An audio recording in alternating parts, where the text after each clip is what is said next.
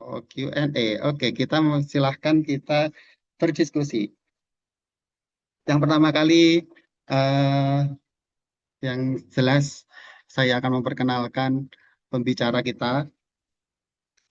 Dia ini adalah seorang konten kreator, seorang pekerja kantoran juga. Kalau tidak salah, author juga, penulis buku. eh Banyak sekali kegiatan ini. Saya sibuk sekali ya dunia ini. Mari kita sambut bersama-sama dengan emoji-emoji teman-teman yang punya. Emoji-emoji yang teman-teman yang punya. Mari kita sambut bersama Kak Reza Andika. Apa kabar Kak Reza? Halo Kak Rinci, sehat. Kak Rinci gimana? Alhamdulillah, sehat selalu Kak Reza. Alhamdulillah. Nah, untuk memulai bincang-bincang kali ini, Kak Reza, izinkanlah saya memberikan satu pertanyaan langsung on shot ini ya. Menurut Kak Reza, boleh dijelaskan dalam satu paragraf atau dua paragraf secara deskripsi singkat? Langsung merasa tertantang ya Kak. Menurut Kak Reza, seorang bapak yang hadir dalam tanda kutip di dalam rumah tangga itu seperti apa? Hmm. Wah, pertanyaan bukanya susah ya langsung ya Kak Rinci ya. Betul. Langsung on the score. Iya, Eh, mungkin gini tadi teman-teman kan udah dikasih tahu juga ya, aku sehari-hari karyawan juga dan lain sebagainya gitu. Jadi mungkin dulu kalau aku berpikirnya gini kali ya Kak Rinci, seorang bapak rumah tangga, bapak yang hadir di rumah tangga tuh ya yang bisa ada di rumah gitu. Misalnya ya. Tapi ternyata seiring berjalannya waktu ngurusin anak, kan aku pretty much ngurus anak sendiri ya, teman-teman ya. Istriku kan lagi sekolah di beda kota sama kita gitu. Terus juga kerja, terus juga banyak ekskulnya gitu ya, banyak kegiatan hobi-hobi tadinya lain gitu ya, teman-teman ya. Tiba-tiba ada ajakan nulis buku gitu misalnya ya. Iya, Itu setelah aku jalani ini semua selama mungkin hampir 6 tahun lebih gitu ya, eh, makna kehadiran itu tuh sebenarnya jadi bergeser kali kalau buat aku ya, Karinci ya. Mungkin dari tadi yang aku mikirnya yang selalu ada gitu misalnya. Jadi kalau misalnya ada apapun tuh harus selalu atau bapaknya tuh ada gitu ya atau bisa gitu ya. Tapi ternyata sekarang jadinya kalau aku bergeser ke kehadiran tuh lebih ke dirasakan apa ya? em, Kalau bahas aku ya sekarang jadinya bapak yang hadir tuh ya bapak yang memang dibutuhkan, yang memang dirasakan gitu sama keluarga. Contohnya misalnya eh, sama anakku deh gitu ya. Kan sekarang juga dia sekolah gitu ya, kegiatannya banyak segala macam. Dan waktu aku bersama dia pun juga setiap hari kan nggak selamanya 8-10 jam gitu. Misalnya pas dia melek mata ada aku gitu kan nggak. Pagi aku harus kerja, pulang juga palingnya baru masih sekitar jam 6 jam 7 ya. Teman-teman yang berada di Jakarta kan kesehariannya seperti itu ya teman-teman ya. Terus kita cuma punya waktu mungkin sejam, 2 jam untuk main sama anak sebelum anaknya tidur. Ya, bapak yang hadir itu ya sebenarnya memang yang di waktu-waktu tersebut, di sedikitnya waktu yang kita punya tuh benar-benar bisa terasa gitu, eh, keberadaannya gitu. Jadi buat aku sekarang kehadiran tuh aku nggak lebih pusing soal kayak wah aku harus 8 jam nih, aduh baru sekian jam nih ada di rumah, atau wah aku nggak bisa nih, aku baru bisa ketemu misalnya buat bapak-bapak yang mungkin harus kerja di luar dan sebagainya kan cuma bisa sebulan sekali gitu misalnya ya di ketemu sama keluarga gitu.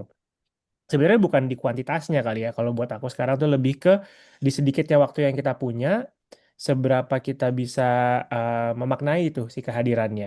Jadi kalau buat aku nih Mas Enji sekarang ya fokusnya ke sana gitu. Oke, setiap hari aku cuma punya waktu. Oke, hari ini aku karena ada kerjaan lebih dan segala macam, aku cuma punya waktu efektif 1,5 jam di rumah.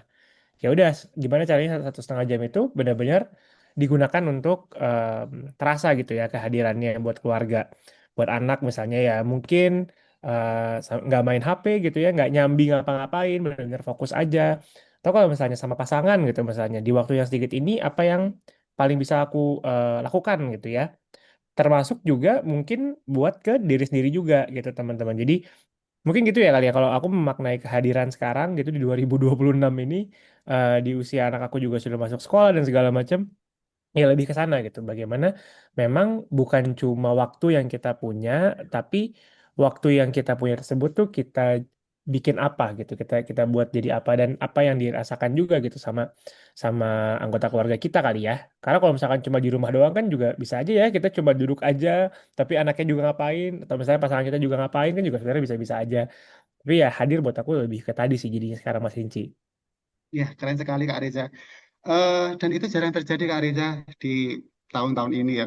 Kalau apalagi kalau dulu di zaman patriarki, mungkin eh, di tahun-tahun sebelum ada MBG gitu kan, ketika usia-usia milenial itu masih kecil, hal itu jarang sekali kita terima ya Kak Reza. Hmm, Terutama untuk saya sendiri. Saya sendiri mungkin kalau saya sendiri atau mungkin teman-teman yang lainnya, meskipun ada hadir secara bapak, mungkin tidak hanya sedikit, tetapi bisa 8 jam dan lebih. Kan kadang kan bapak-bapak di zaman-zaman dulu kan mungkin pekerjaannya bertani dan lain sebagainya lebih sering juga ada di rumah. Secara fisik ada secara fisik ada di samping kita, tetapi kita tidak merasa kehadirannya. Nah, itu yang dialami mungkin sebagian besar oleh teman-teman yang hadir di sini masa kecilnya itu seperti itu. hmm, Nah, eh, untuk menjadi Kak Reza yang seperti sekarang ini, yang dengan versinya, ya meskipun sedikit ada di rumah, tetapi harus benar-benar hadir juga untuk anak dan pasangan. eh, saya pikir akan ada eh, banyak momen-momen yang membawa Kak Reza sampai di sikap atau statement seperti ini. Kan tidak mungkin ya ujuk-ujuk eh, adalah malaikat dari langit kemudian turun memberikan pemahaman ke Kak Reza secara tiba-tiba. Nah, mungkin dari awal saya ingin tahu mungkin dari awal hmm, dari masa kecilnya Kak Reza. Nah, hmm, eh, konsep tentang menjadi bapak rumah tangga apa yang Kak Reza terima, baik itu dari pengalaman yang Kak Reza terima dari orang tuanya maupun dari hmm. lingkungan Kak Reza. Oke. Jadi Iya. sebenarnya kalau masa kecilku sih kayak kayak anak-anak yang orang tuanya bekerja aja ya, Mas Rinci ya. Aku tumbuh tuh mungkin dari kecil tuh lebih sering sama Mbak di rumah karena bapak ibuku kan kerja gitu. Dan memang sebenarnya malah aku tuh jauh lebih dekat sama ibuku Mas Rinci dari kecil. Nah, cuman memang mungkin kemudian konsep sosok bapak itu jadi berubah dan ngebuat jadi suatu motivasi untuk aku bisa jadi bapak yang benar-benar hadir dan mungkin lebih kali ya. Itu adalah saat jadi ceritanya gini, teman-teman. Aku tuh waktu aku SMP, SMP kelas 2 lah gitu ya. Kebetulan ibuku tuh sakit gitu. Sakitnya yang tiba-tiba. Dia sakit stroke pada saat itu. Terus udahlah itu kan pasti berubah lah ya semua kehidupan tuh kalau misalnya orang sakit anggota keluarga sakit panjang tuh kan pasti ada perubahan yang terjadi gitu. Baik itu secara emosional, sosial dan juga secara finansial gitu kan. Em, dan pada saat itu aku tuh ngeliat bahwa jadi dari aku SMP tersebut yang kemudian mengambil alih kayak kepengurusan maksudnya kayak caretaking gitu ya caretaking ibuku terus juga misalnya masih eh, banyak masih memprovide juga gitu adalah sosok bapakku gitu jadi aku melihat dia kayak oh bisa berubah dan memang fokus kemudian 100% kepada keluarga gitu ya. Dan di tengah tadi gitu kan karena sakitnya panjang gitu dan mungkin juga orang tua zaman dulu tidak se-financial literate seperti kita sekarang kali ya. Mm-mm. Iya, Jadi betul, betul. apa namanya mengalami lah gitu perubahan status ekonomi di keluarga juga gitu. Struggling secara ekonomi terus juga dan semuanya gitu ya terjadi di aku yang di aku jadi usia SMP kelas 2 kelas 3 gitu ya. Itu tuh jadi ngebuat aku melihat kayak oh ternyata bisa ya gitu apa namanya seorang bapak tuh mengisi peran sebanyak itu gitu. Aku mulai melihat dia menjiwai peran-peran dia sebagai suami gitu ya ke pasangannya segitu sampai sampai misalnya sampai dia ngambil pensiun dini sampai akhirnya dia benar-benar gak kerja untuk cuma ngurusin ibuku aja pada saat itu terus juga melihat dia banyak melewatkan momen-momen em, sosialnya dia gitu ya untuk fokus ke ngurus pasangannya tapi juga tidak pernah meninggalkan kewajibannya gitu untuk menafkahi keluarganya pun juga untuk ngurusin anaknya. Meskipun ada beberapa kali gitu ya, Mas Rinci ya, aku ada momen di mana pas SMA, pas apa, pas bagi rapot tuh, ya nggak bisa diambil sama orang tua gitu kan, karena ibuku saat itu bedridden, dia tidak bisa turun dari kasur gitu ya, dan diurus sama bapakku gitu, nggak bisa ditinggal. Cuman di momen-momen itu aku jadi ngelihat kayak, oh tapi maksudnya aku masih merasakan tuh gitu, di provide secara secara finansial gitu, ya secukupnya gitu ya, tapi juga nggak pernah ngerasa ada ada kekurangan gitu dari sisi emosiku kali ya, karena setiap ada apapun tuh selalu bapakku tuh berusaha mencari solusinya bareng-bareng gitu, selalu kayak oh ada ini, oh ada itu, selalu diskusi dan lain sebagainya. Jadi di situ mungkin aku jadi ngelihat kayak oh ternyata tuh menjadi sosok seorang bapak tuh minimalnya mungkin di level itu kali ya gitu. Jadi aku melihat kayak oh ternyata bapak tuh bisa ngerjain semua kok dan lain sebagainya. Plus juga sebelumnya tapi bapakku tuh ya settingan bapak-bapak milenial pekerja, bapak-bapak boomer pada umumnya aja gitu ya, emang kerja, jarang ngobrol di rumah, terus juga cuma ada Sabtu Minggu, misalnya Sabtu Minggu juga kadang dia lebih pilih mengerjakan hobinya saat itu gitu ya. Iya. Em, Cuman saat ada situasi yang memang mendesak gitu, kemudian aku melihat dia bisa keep up gitu sama sama sama tuntutan perannya. Nah, mungkin karena di situ aku melihat hal tersebut, dan dia selalu punya jawaban gitu ya buat semua permasalahan aku nih, dari misalnya permasalahan susah sampai permasalahan kayak cara ganti lampu mobil gimana gitu, misalnya dia tuh bisa gitu ya menjawab. Jadi aku merasa kayak oh ternyata jadi sosok bapak tuh harus ada di level itu gitu, standarku tuh ada di level itu gitu ya, yang ngebuat aku jadi em, saat memutuskan untuk menikah, saat memutuskan untuk kemudian eh, punya anak gitu ya. Jadi jadi ada tuntutan gitu untuk oke harus bisa setidak-tidaknya atau bahkan bisa lebih gitu dari apa yang sudah dicontohkan dan apa yang aku alami juga gitu. Jadi emang sebenarnya motivasiku tuh datangnya ya dari keluarga terdekat gitu ya. Dan itu kan juga selaras sama penemuan-penemuan penelitian juga ya Mas Rinci ya. Maksudnya kayak Mm. di beberapa penelitian yang aku baca kan memang ya bagaimana hal yang dicontohkan sama orang tuanya itulah yang kemudian menjadi blueprint atau menjadi modalnya anak saat menjadi orang tua gitu. Nah, mungkin dari situlah aku jadi punya tadi ya, jadi punya standar, jadi punya minimumnya gitu kayak harus harus di sini gitu. Bisa dipahami Kak Reza. Dan itu termasuk, kalau boleh saya katakan, Hmm, termasuk privilege ya Kak Reza. iya betul betul. Betul, itu privilege banget buat aku. Betul, dengan adanya role model dari seorang bapak yang telah memberikan contoh yang baik untuk menjadi eh, bapak yang hadir tidak hanya secara fisik tetapi juga secara mental, emosional, secara Yes. psikologis juga mendukung eh, keberlangsungan keluarga. Nah, Hmm, mungkin kalau secara di keluarga, secara support system nih Kak Riza, saya pikir sudah cukup sudah cukup mapan lah ya untuk menjadi seorang bapak rumah tangga yang hadir secara penuh di dalam rumah tangga, baik dalam hal perawatan maupun dalam pengasuhan. hmm. Nah, kalau mungkin hambatan yang Kak Riza hadapi dari lingkungan yang lebih luas lagi, mungkin ya salah satu mungkin kalau dari Kak Reza sendiri dari pribadi Hmm. atau dari keluarga saya pikir sudah settle. Kemudian dari lingkungan yang lebih luas lagi, apalagi kan ini kan Kak Reza sudah mulai go public ya ini, sudah mulai go public, go nasional di medsos, menulis buku, dan semakin banyak orang yang tahu Hmm. dengan berbagai karakternya yang itu masih mendominasi budaya patriarki yang semacam itu. Mungkin ada hambatan eh, komentar-komentar begitu yang mengganggu Kak Riza gitu.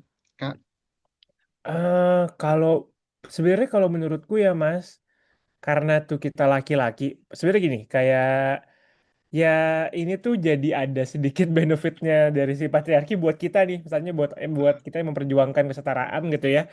Itu ada benefitnya di mana karena kita laki-laki gitu. Jadi kita lebih minim kali ya, lebih minim hambatannya saat kita misalnya mencontohkan atau menyuarakan gitu. Menyuarakan sebenarnya mungkin nggak melulu tentang kayak misalnya oh perempuan tuh harus seperti ini nggak gitu ya. Tapi kadang kita menyuarakan kayak kita sebagai laki-laki tuh punya tuntutan ini loh gitu misalnya bla bla bla bla gitu ya misalnya Mas, itu mungkin lebih minim hambatan kali karena ya kita kan sesama laki-laki, sosok laki-laki gitu ya yang berbicara. Dan saat kalau misalnya menurutku juga saat kita ngobrol gitu, mungkin dalam forum seperti ini atau saya dalam lingkup yang lebih kecil kayak di tempat-tempat kita nongkrong gitu misalnya ya, itu mungkin buatku baik lagi ya kalau misalnya memang ada teman-teman yang memang sudah tertarik atau memang sudah memiliki panggilan untuk kayak oh mau dia lebih bisa berperan gitu ya mau dia lebih bisa ini itu jadinya diskusinya jadi lebih lancar sebenarnya makanya menurutku kalau misalkan memang buatku ya karena aku punya anak perempuan ya Mas Rinci ya jadi aku tuh merasa kayak ini tuh harus bisa nih lebih lebih aman lah gitu buat buat anak-anak perempuanku nanti gitu ya buat istriku buat anakku gitu jadi ya hal tersebut tuh jadi motivasi tambahan dan ngebuatku juga tadi gitu akhirnya untuk ya udahlah aku bisa semakin lebih lebih apa ya lebih beropini lah di publik gitu Mas. Dengan adanya privilege-privilege yang aku punya tadi misalnya dari background keluarga aku tadi dan juga mungkin dari sekarang bikin aku punya platform di sosial media tuh sebenarnya tidak aku rencanakan ya Mas Linci ya sebenarnya aku tidak ada yang kayak oh harus bisa harus sampai segini enggak gitu jadi aku merasa itu kan sebagai sebuah privilege gitu Mas aku punya punya panggungnya jadi dari situlah aku menggunakan hal tersebut gitu tapi kalau misalnya hambatan sih ya ada aja sebenarnya mungkin beberapa satu dua orang yang tidak setuju gitu misalnya ya satu dua orang yang mungkin salah paham juga ada gitu misalnya dengan intensi atau mungkin dengan apa yang aku komunikasikan gitu ya. Tapi ya balik lagi karena aku niatannya itu baik gitu ya dari aku pribadi gitu ya Mas. Dan kalau niat kan susah didebat ya maksudku. Yang tahu kan cuma kita sama Tuhan aja gitu. Jadi ya aku nggak terlalu Betul. banyak ambil ambil pusing sih Mas Enci ya sama si hambatan-hambatan ini. Cuman kalau misalnya ada sih ya ada. Banyak juga kok dari kita nih dari laki-laki khususnya juga yang mungkin belum sadar kali ya, belum sadar akan situasi dan juga kondisinya gitu. Bukannya bukan maksudku gini, bukan bukan aku tuh patriarki itu buruk banget gitu sebenarnya. Ada juga posisi positifnya gitu. Cuman mungkin dari mereka masih bias gitu kan juga masih ada aja ya Mas ya, yang mungkin melihatnya hanya di privilege-nya aja, tapi tidak melihat kewajibannya juga gitu. Kayak misalnya, oke kalau misalkan emang patriarki datang dengan privilege buat laki-laki, tapi juga harus ingat kalau dari privilege tersebut tuh ada kewajiban yang harus diisi juga gitu loh. Karena sistem atau belief patriarki tersebut gitu misalnya. Em, ada juga mungkin mereka yang tidak yang selama ini mungkin enjoy privilege-nya aja, tapi kemudian tidak tidak sadar akan kewajibannya. Ada aja yang mungkin juga memberikan apa ya counter argumen atau misalnya let's say opini mereka mereka menyampaikan opini mereka tapi buat aku sih ya udah nggak masalah karena lambat laun juga pasti harusnya mereka bisa sadar kalau kita juga terus menyuarakan gitu. Tapi paling gitu sih Mas kalau aku nggak pernah mau ambil pusing ya. Paling kalau misalnya aku kan apa ranahnya kan di sosial media gitu Mas. Ya aku juga gak kenal sama mereka, mereka juga gak kenal Iya, aku setiap hari gitu. iya betul. Eh, Mereka cuma tahu aku dari mungkin konten aku 1 menit itu gitu. Jadi Heeh. sudah gitu. Hmm. Aku nggak mau terlalu ambil pusing gitu. Yang penting niatnya baik, yang disampaikan pun juga juga bisa dipertanggungjawabkan kali ya. Keren sekali Kak Riza. Eh, betul sekali, saya sangat setuju yang apa yang disampaikan Kak Riza tadi terkait bahwa kita sebagai laki-laki itu memiliki privilege untuk menyuarakan kesetaraan gender ini lebih power lagi, lebih Hmm. powerful lagi. Nah, itu juga ya teman-teman, jangan malu-malu, jangan minder-minder ya untuk Bener. menyampaikan saya melakukan saya ikut andil dalam pengasuhan di dalam keluarga gitu. Saya ikut mencuci, saya ikut memasak itu jangan malu-malu gitu ya Kak Reza ya karena teman-teman sebagai laki-laki sebagai bapak-bapak itu memiliki privilege yang lebih powerful dibandingkan ketika partner kita yang menyuarakan hal itu. Nah, itu saya sangat setuju lagi. Nah, teman-teman jangan lupa untuk selalu memantau kolom chat ya. Ada satu eh, ada satu pertanyaan ini dari teman-teman Genset. Adakah yang relate dengan cerita Kak Riza barusan? Coba komen Hmm. atau kasih reaksi dengan emoji. Nah, nanti akan ada banyak sekali interaksi-interaksi yang ada di kolom chat. Jadi selain menyimak obrolan kami, teman-teman juga boleh sekali untuk berinteraksi melalui kolom chat. Nah, Kak Riza, tadi kan Kak Riza mengatakan bahwa kalau sudah niat gitu, kalau sudah niat itu hambatan apapun akan diterjang gitu ya, Kak. Nggak kerasa Hmm. hambatan seperti apapun kalau memang sudah niat akan tetap jalan saja. Nah, yang menjadi salah satu kendala ini bagi saya, Kak Reza, secara pribadi, Hmm. niat itu sudah ada, Kak Reza. Saya sudah berniat untuk lebih involved di dalam rumah tangga, lebih terlibat dan lain sebagainya. Nah, tetapi apa daya ya Kak Reza, fisik saya yang apa yang seadanya ini eh, kurang eh, kurang begitu mensupport niatan saya gitu. Lebih takutnya begini. Semua saya sudah pulang kerja, saya kerja dari pagi sampai sore lah. Terus kemudian pulang, dan ini memang kondisinya berlaku untuk baik laki-laki maupun perempuan ya kayak pulang dari kerja sudah capek, sudah lelah, terus kemudian kita dihadapi lagi nih dengan eh, cucian cucian yang masih kotor atau kemudian anak-anak yang minta bermain.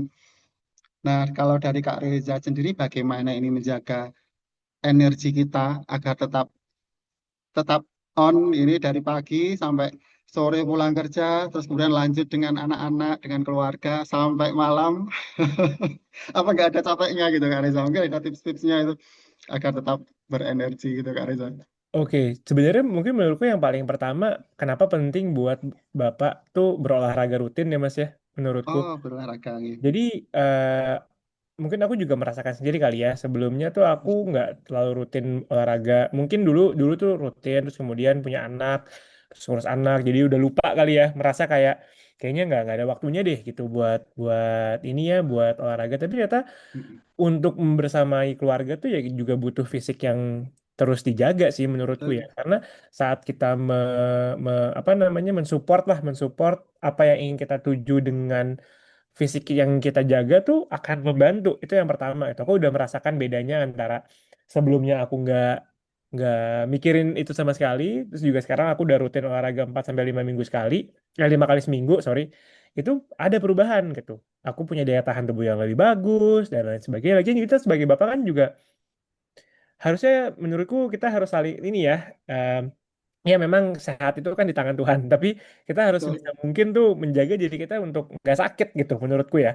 Iya. Buatku sih, apalagi buat aku yang Mm. sebagai kepala keluarga ngurus anak, terus juga kerja gitu ya, berat utama dan segala macam. Jadi aku berusaha untuk sehat gitu ya. Itu yang mungkin aku tidak sadari dulu gitu, Mas Inci. Kalau soal energi atau soalnya soal em, daya tubuh gitu menurutku ya memang kita harus menjaga gitu si si tubuh kita ini gitu dengan olahraga atau seenggaknya ya kebiasaan begadang gitu-gitu misalnya menurutku juga eh, seiring bertambahnya usia aku sadari ternyata ya emang itu harus benar-benar dijaga makan dan segala macam. Jadi untuk bisa punya energi yang cukup menurutku yang pertama ya tadi gitu gimana kita menjaga tubuh kita tuh penting banget. Makanya aku juga selalu bilang gitu kayak kalau bapaknya mau olahraga ya harus dibolehin, harus harus disempetin gitu. Misalnya Mm. eh, mungkin kita bisa bangun lebih pagi gitu ya, atau eh, tidur lebih cepat terus bangun lebih pagi untuk kita punya waktu buat olahraga atau menyelesaikan tugas rumah gitu. Tapi itu satu fisik tuh harus dijaga. Sama yang kedua mungkin menurutku adalah dari mindset kita kali ya, Mas Inci ya. Kalau buat aku, kalau misalnya sangat berbeda kalau kita pulang terus kemudian kita mikir, aduh masih harus ini, masih harus itu dan segala macam. Misalnya kayak, aduh Mm. pulang aduh masih harus ini lagi main sama anak atau dia masih harus belum ini belum itu pas segala macam itu juga akan berbeda tuh sama kalau misalnya Iya. emang kita pulang untuk spend waktu sama anak gitu ya pulang untuk memang kita secara sadar ya itu menjadi sumber kesenangan kita juga gitu nggak harus ya nggak harus setiap hari Mm. kadang mah Mm. capek aja gitu capek mah capek aja yang penting kita tidak tidak kemudian terus menuntut untuk kita nggak boleh capek juga enggak gitu.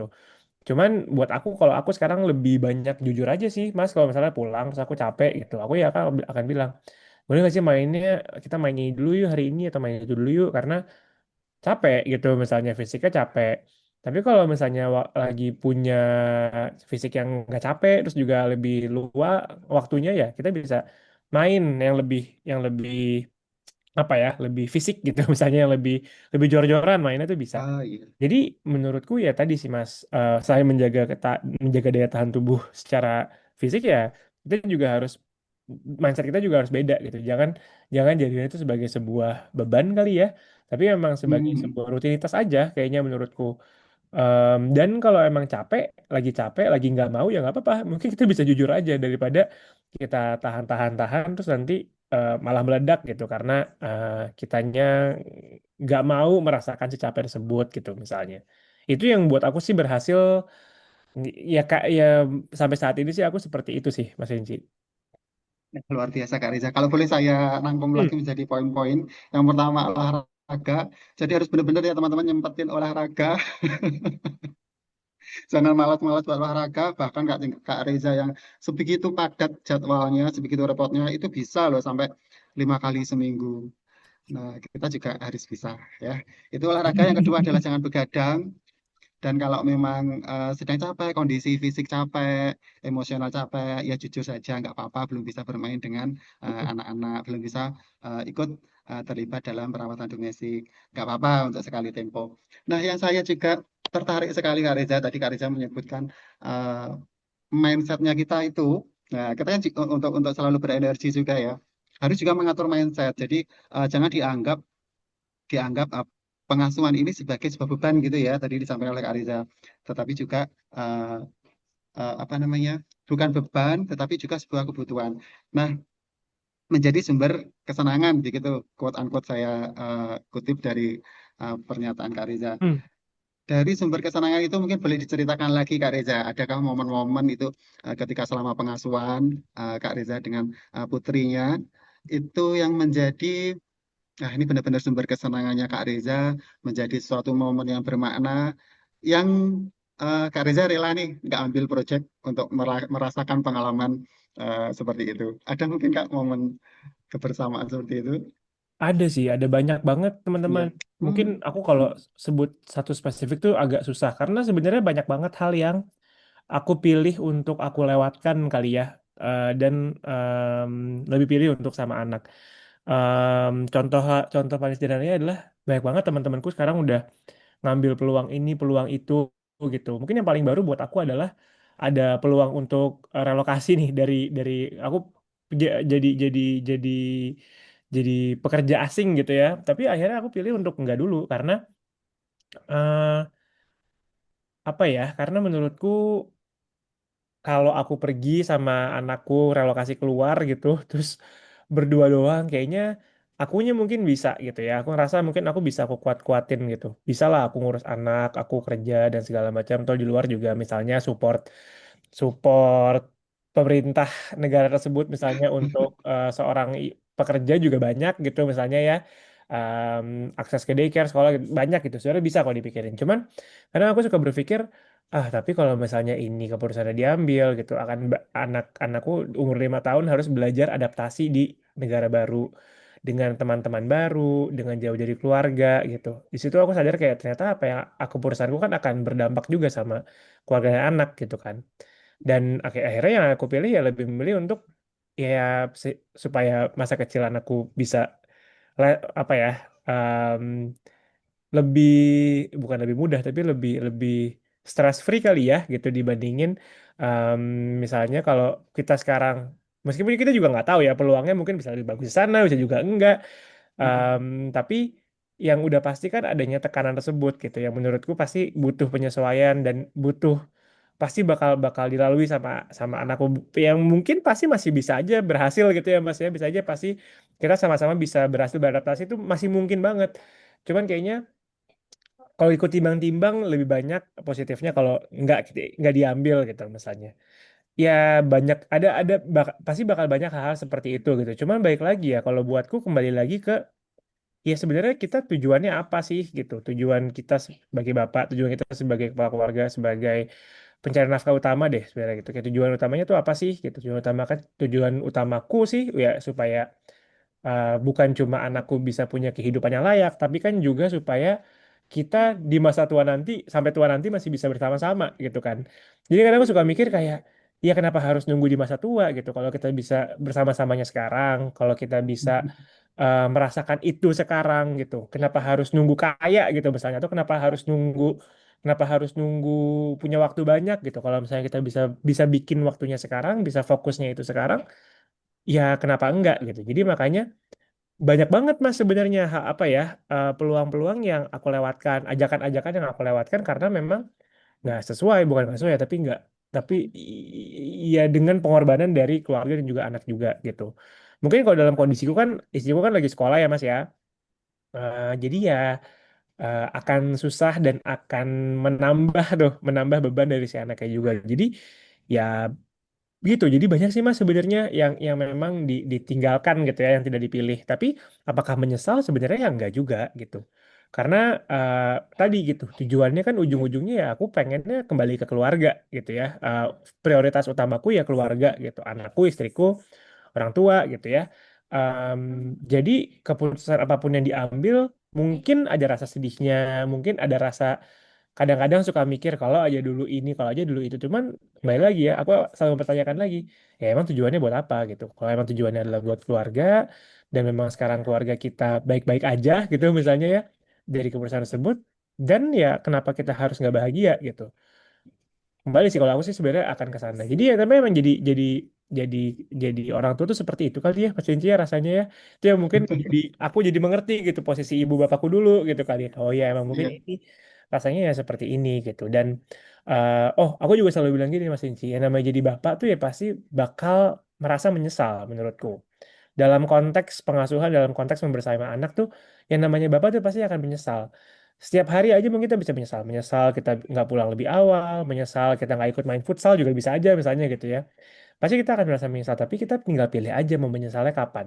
Karena bisa juga kita nanti menyesalnya nanti pas anak udah gede, nggak deket sama kita gitu misalnya. Itu kan lebih susah lagi ya buat aku ya, penyesalannya akan lebih lebih sedih lagi buat aku. Jadi kita pilih aja mau menyesalnya kapan gitu. Buat aku sih ya secepatnya mungkin ya gitu supaya kita juga bisa segera belajar kan dari penyesalan tersebut gitu. Jadi gitu sih. Ya ya gitu mungkin rasanya jadi orang tua ya teman-teman. Nah, itu yang mungkin aku sekarang mengerti gitu. Oh iya iya mungkin inilah posisi orang tua aku dulu gitu. Iya, suka sekali Kak Reza. Eh, saya juga ada tadi mungkin Kak Reza sempat sempat saya sempat dapat ketika saya menyampaikan. Saya juga ada anak perempuan Kak Reza Eh, itu 5 tahun, yang laki-laki 3 tahun. Itu memang benar sekali apa yang disampaikan Kak Reza dengan apa yang saya rasakan. Eh, Banyak sekali momen-momen yang sangat sayang untuk dilewatkan ya Kak bersama anak-anak itu. Seperti pengasuhan itu eh kayak kita tiba-tiba terkejut saja tiba-tiba anak Iya, bisa begini anak bisa iya nggak begitu ketemu gitu. 1 hari 2 hari aja tuh udah banyak banget Eh, eh, perubahan yang oh kok udah kayak gini gitu ya. betul betul bahkan pernah saya Kak Reza itu pas keluar kota kalau nggak salah ya sehari 2 hari aduh itu rasanya bisa sampai sampai mau nangis kayaknya Kak Reza saking nggak ketemu sama anak. Nah, tapi Mas, jangan lupa juga, menurutku gini, aku tuh dulu juga mengalami tuh pas baru-baru punya anak ya, kayaknya Eh, eh, nggak mau lepas, nggak mau jauh gitu dari anak. mm, Em, jadinya kadang kalau misalnya kerja atau apa tuh juga jadinya rasa terbebani atau nggak fokus sendiri. Aku cuma mau ngingetin, jangan sampai kita fokusnya ke sana, tapi malah jadinya tuh kita menggantungkan hidup kita ke anak dan keluarga kita. Itu harus harus mm, diingat-ingat ya teman-teman ya, karena kalau kita menggantungkan ke mereka, nggak adil rasanya kan, karena masa kebahagiaan kita cuma sama keluarga gitu. Jadi ya, akan ada momennya kalau aku udah melaluinya gitu, akan ada momennya di mana ya memang aku juga butuh ya waktu buat aku sendiri gitu. Aku juga harus bisa mendefinisikan kebahagiaan aku sendiri dan bukan bergantung khususnya pada anak gitu ya. Mas Rinci. Eh, jadi eh, mau mengingatkan aja buat teman-teman gitu. Jangan sampai bahagianya kita tuh hanya didefinisikan atau hanya bisa diraih melalui anak kita gitu. Karena mereka tuh tidak tidak berhak mendapatkan beban itu sebenarnya gitu. iya. Ini Eh, yang juga harus kita batasi gitu. Jadi memang apa namanya tadi meskipun prioritasnya juga keluarga gitu ya, tapi kita juga harus punya cara buat ngisi gelas kita juga. Itu yang mungkin aku pelajari banget gitu Mas Inci, kayak kita juga harus punya punya cara untuk gimana caranya ya kita juga bisa merasa bahagia karena diri kita juga gitu. Karena kalau kitanya nggak bahagia nih gitu ya teman-teman ya, kalau gelas kitanya kosong gitu, kita nggak akan bisa ngisi gelas kita ke anak kita, ke pasangan kita gitu ya. Jadi Em, meskipun kita tuh rasanya tuh akan selalu kangen sama anak dan segala macam, tapi kalau misalnya memang itu diharuskan gitu ya demi kewarasan kita juga nggak apa-apa. Cuman ya jangan selalu kayak gitu ya, jangan terus tiba-tiba mancing terus seminggu gitu misalnya. Jangan juga gitu ya. Tapi harus ada momen-momennya untuk kita dan supaya kita tujuannya kembali lagi, tujuannya adalah supaya kita bisa kembali ke keluarga. Karena sayang kalau kita lewatkan ya Mas ya, waktu-waktu bertumbuh berkembangnya anak tuh cepat banget dan kadang tuh sebentar aja kita udah ketinggalan banyak hal gitu. Betul banget Kak Riza. Nah, itu cukup menjadi pengingat bagi saya pribadi, juga bagi teman-teman ya. Eh, Ya kita memang sebagai bapak itu selain bertugas menjadi provider, juga melakukan perawatan domestik, melalui pengasuhan anak. Tetapi jangan lupa juga untuk kebahagiaan kita sendiri, gitu. Yes. Jangan lupa gitu. Jangan menggantungkan kebahagiaan kita ke anak-anak, gitu. Karena kan anak-anak kan ya eh, suatu saat kita berharap mereka juga mandiri dengan kehidupannya sendiri, tanpa mendapatkan ekspektasi atau beban dari kita untuk selalu menyenangkan kita, gitu. Hmm. Itu lumayan reflektif bagi saya pribadi dan sebagian banyak teman. Nah, tadi Kak Reza sempat menyampaikan bahwa ibunya anak-anak sedang sekolah ya. Jadi apakah ini eh, long distance ini berarti dengan anak ini ya, Kak? Iya, Jakarta Bandung sih Mas Rinci, cuman kan nggak ketemu setiap hari ya jadinya anakku. Mm-mm. Betul sih. Nah, sekarang coba hmm, saya mau ambil satu pertanyaan dari Kak Amriadi, dari Kak Dian di kolom chat. Ya, ini kaitannya dengan mungkin bisa dikaitkan dengan pengalaman pribadi di dalam rumah tangga Kak Reza. Hmm. Kak Adi itu bertanya, Kak, bagaimana jika seorang ayah yang jauh dari keluarga karena kerja atau studi, nah itu bagaimana agar ia tetap hadir di dalam membersamai keluarga ada di rumah. Nah, dari pengalaman keluarga Kak Reza sendiri, untuk istrinya Kak Reza yang eh, long distance ini dengan anaknya, itu bagaimana Kak, apa namanya, cara istrinya Kak Reza agar tetap bonding ini dengan anaknya, Kak? Hmm. Oke, yang pertama sih sebenarnya sekarang kita udah punya teknologi ya, teman-teman ya. Kita bisa video call gitu, kita bisa telepon setiap hari. Itu memudahkan sekali sebenarnya. Em, jadi kehadiran bapak tuh atau kehadiran ibu, kehadiran orang tua lah ya, itu bisa diupayakan melalui hal tersebut gitu. Tentunya harus rutin, setiap hari terjadwal, itu akan lebih baik lagi gitu. Yang kedua juga ya itu yang harus dibantu sama pasangan kita juga nih Pak. Jadi kalau apa yang aku lakukan gitu ya, aku tuh menceritakan gitu hari-harinya istriku ke anakku, hari ini ibu ngapain, hari ini ibu lagi apa gitu. Kadang foto yang dikirim sama ibunya aku ceritain hari ini tuh ngapain. Dan aku juga suka karena kita tuh waktunya kan terbatas ya, maksudnya kan sedikit gitu. Jadi di waktu-waktu yang sedikit tersebut sebisa mungkin kita bikin jadi waktu yang spesial untuk waktu bersama gitu. Mungkin bisa di kayak sekarang nih kita lagi sambil apa namanya sambil anak lagi libur kan. Jadi sambil staycation misalnya atau nggak harus kayak gitu juga sih. Kadang bisa lagi ada apa? Lagi ada ibunya pulang.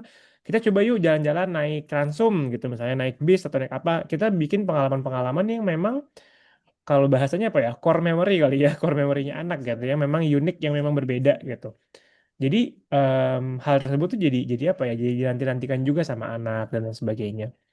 Terus juga menurutku yang juga nggak kalah penting ya sebenarnya kehadiran kita ke pasangan kita sebenarnya. Jadi eh, buat jauh dari keluarga itu kan pasti rasanya berat gitu. Pasti akan ada mungkin ya gimana ya? Pasti kan mungkin ada rasanya kayak bebas iya gitu ya, tapi ada momennya juga sedih juga karena melewatkan banyak hal gitu kan. Jadi itu juga penting untuk gimana caranya kita juga selalu check in, emotionally check in ke uh, diri kita juga ke pasangan kita gitu.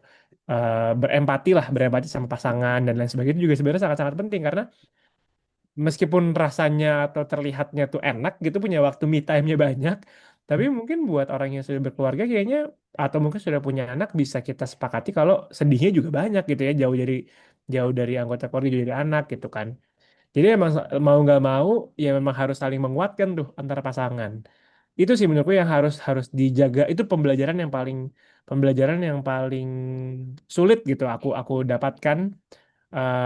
Apalagi mungkin di awal-awal LDM ya, di awal-awal di 2 tahun awal LDM aku gitu. menyesuaikannya tuh ternyata susah gitu. Dan setelah konsultasi, setelah baca buku atau setelah mempraktekkan juga gitu ya, akhirnya ya itu gitu, itu yang menjadi resep resep utamaku adalah hal tersebut gitu, kayak ya sudah, memang harus saling menerima kondisinya seperti apa dan kemudian mengupayakan gitu. Nah, buat yang jauh pun juga bukan berarti kemudian nggak bisa berkontribusi ya teman-teman sebenarnya ke pembagian peran pengasuhan atau sebagai suami istri gitu juga sebenarnya bisa-bisa aja. Sekarang kan teknologi sudah memudahkan kita ya teman-teman ya. Mungkin sesimpel kayak berbagi beban dalam hal let's say ngurusin ngurusin finansial keluarga gitu, misalnya bayar-bayarin tagihan setiap bulan dan lain sebagainya, itu kan sebenarnya bisa dibagi gitu kan. Kita bisa bayar pakai um, banyak aplikasi gitu-gitu kan. Maksudnya kayak yang penting bagaimana bagaimana keduanya tuh merasa memang bukan beban ya, tapi pekerjaan dalam pengasuhan ini tuh terbagi gitu bebannya. Nggak harus 50-50, bisa aja 70-30 misalkan, tapi 30-nya ini tuh memang sudah cukup dirasakan sama yang mungkin caregiver utamanya gitu.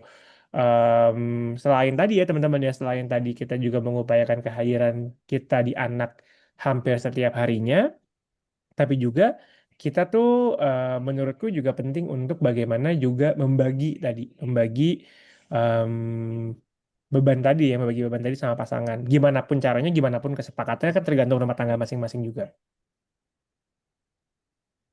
Keren sekali. Terima kasih Kak Reza untuk jawabannya. Jadi, saya menemukan beberapa tips yang memang saya belum pernah tahu. Salah satunya adalah penggunaan teknologi itu memang Hmm. harus dimaksimalkan apabila teman-teman ada dalam distant marriage dengan pasangan. Terus kemudian ada ini juga, tadi Kak Reza menyampaikan. Nah, apa aktivitas dengan bekerja sama dengan pasangan ya? Apa aktivitas kita ketika jauh dari anak itu disampaikan, digambarkan ke anak gitu ya. Semisal mungkin teman-teman ada di luar kota begitu, tidak tidak secara fisik tidak hadir bersama anak, tetapi kemudian ibunya itu menyampaikan, oh bapak sedang ini, sedang beraktivitas apa gitu, yang disampaikan ke anaknya. Jadi anak itu tetap merasa ada bapak yang hadir di dalam kesehariannya. Mungkin seperti itu. Terus kemudian berarti ini uh, studi ya kak. Studi. Mm-mm. Selamat ya kak. Ini luar biasa sekali. Insya Allah selesai tahun ini teman-teman, mohon doanya ya. Amin, amin, amin. Masih uh, mengembangkan diri untuk studi itu luar biasa sekali. Indis ekonomi juga ya kak. Luar biasa sekali. Nah, teman-teman, mudah-mudahan jawaban tadi dari Mas Adi bisa menjawab. Tetapi kalaupun Mas Adi ada tambahan, ingin mempertajam lagi, saya memperbolehkan, saya mengundang teman-teman semuanya untuk menyampaikan secara langsung ke Aleza, karena kita memasuki sesi Q&A. Nah, silahkan teman-teman, apabila ingin menyampaikan secara langsung ke Reza, saya mengundang, silahkan raise hand atau mungkin cukup saya bacakan di kolom komentar. Kira-kira ada yang raise hand? Nah, oke. Kalau gitu, coba saya sampaikan pertanyaan dari Kak Lukman ya, Kak. Apakah good cop, bad cop itu baik? Bagaimana cara kita menertibkan anak, apalagi cewek, namun tetap menjadi ayah yang baik dan benar untuk anak kita. Nah, ini juga kalau nggak salah, saya pernah baca ada pertanyaan di dalam formulir yang disampaikan oleh teman-teman ketika mendaftar. Itu eh, bagaimana ini posisi perawatannya, posisi pengasuhannya seorang bapak, apakah apakah di dalam menertibkan anak gitu ya Kak? Apakah menjadi soft spoken, bapak yang soft Hmm. spoken itu lebih baik dibandingkan dengan bapak yang eh, ala-ala VOC gitu dalam Hmm. pengasuhan? Kan biasanya kan memang kalau yang diketahui orang, kebanyakan orang itu ada dua peran orang tua, yang ibu itu lebih mengayomi, kemudian yang laki-laki ini menjadi sosok eh, yang menertibkan gitu loh Kak, yang Hmm. menjadi Hmm. tegas, Hmm. yang menjadi polisinya di dalam peraturan keluarga. Nah, menurut Kak Lukman, eh, bagaimana ini posisi laki-laki ini di dalam pengasuhan terhadap anak, Kak? Oke. Jadi sebenarnya good cop bad cop tuh nggak ada yang nggak buruk, nggak apa ya, nggak dosa gitu kasarnya. Nggak apa-apa juga sebenarnya teman-teman.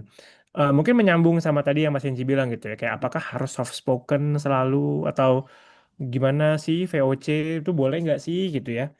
Kalau teman-teman tanya anakku juga pasti dia akan jawab bapaknya tuh galak teman-teman. Jadi aku pun juga nggak yang selalu ngomongnya halus, lembut. Kalau ada kapasitasnya ya pasti kita lebih baik seperti itu. Gitu. Karena kan marah kan juga butuh energi ya teman-teman ya. Em, Kalau emang kitanya tenang, kitanya juga emosinya lagi baik-baik aja, fisiknya juga sehat-sehat aja, tidak lelah dan sebagainya, kita pasti bisa kok ngomong baik-baik ke anak dan anak pasti akan mendengarkan gitu. Cuman kan tidak selamanya hal tersebut terjadi ya teman-teman ya. Banyak hal yang banyak hal yang bisa ngebuat kita tuh lebih gampang meledak lah ke anak dan lain sebagainya. Jadi eh, itu tuh sebenarnya nggak apa-apa teman-teman gitu ya. Kalau kita memang kasarnya misalnya kita ngomongnya keras ke anak em, karena satu dan lain hal gitu, em, nggak apa-apa. Asalkan itu nggak setiap saat kita cuma bisa kayak gitu doang. Jadi di aku lupa di buku apa ya itu ya. Nanti coba aku akan coba cari lagi. Tapi di salah satu buku yang aku baca adalah respon kita terhadap anak itu tuh bisa dilatih dan sebenarnya tidak selalu harus seperti misalnya soft spoken dan sebagainya itu enggak gitu.